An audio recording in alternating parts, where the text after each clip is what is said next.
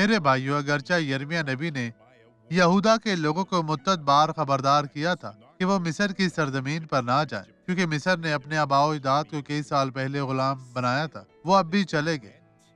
اب یرمیہ کی کتاب کا باب 44 آیت 13 دیکھیں، اور میں ان کو جو ملک مصر میں بسنے کو جاتے ہیں اسی طرح سزا دوں گا جس طرح میں نے یروشلم کو تلوار اور کال اور وبا سے سزا دی ہے۔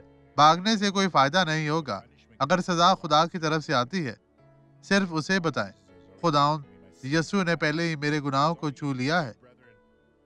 میرے بھائیوں، یسوع کے پاس واپس آئیں اور وہ آپ کو بحال کرے گا۔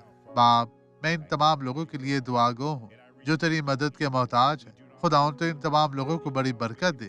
بدی میں تیری تمام چالوں کو مفلوج کرتا ہوں۔ بدی اب چلی جا، غائب ہو جا اور کبھی بھی واپس نہ آنا، یسوع کے نام میں۔ اور آپ کہیں خداوند تیرا شکر، تیری تعریف ہو۔